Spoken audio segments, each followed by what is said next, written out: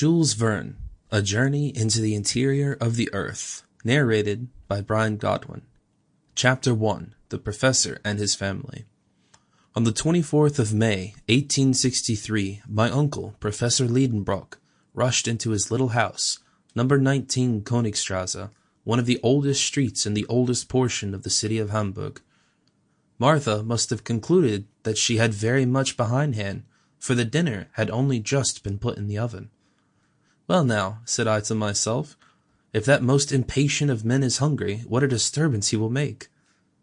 "Mr. Liedenbrock, so soon?" cried poor Martha in great alarm, half opening the dining-room door. "Yes, Martha, but very likely the dinner is not half cooked, for it is not 2 yet. St. Michael's clock has only just struck 1:30. "Then why is the master come home so soon?" "Perhaps he will tell us that himself." "Here he is, Monsieur Axel. I will run and hide myself while you argue with him." And Martha retreated in safety into her own dominions.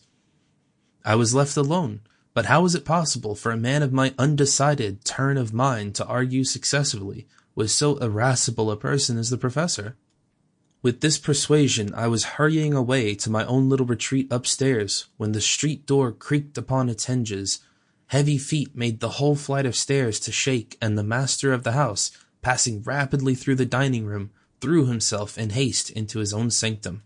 But on his rapid way he had found time to fling his hazel stick into a corner, his rough broad brim upon the table, and these few emphatic words at his nephew, "Axel, follow me."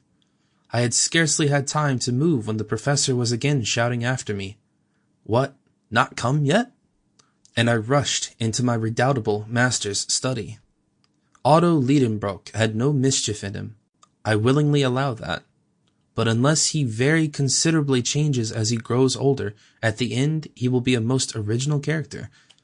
He was professor at the Johanneum, and was delivering a series of lectures on mineralogy, in the course of every one of which he broke into a passion once or twice at least.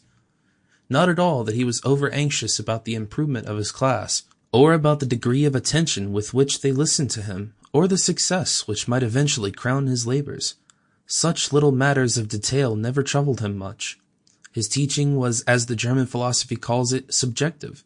It was to benefit himself, not others. He was a learned egotist, he was a well of science, and the pulleys worked uneasily when you wanted to draw anything out of it. In a word, he was a learned miser. Germany has not a few professors of this sort.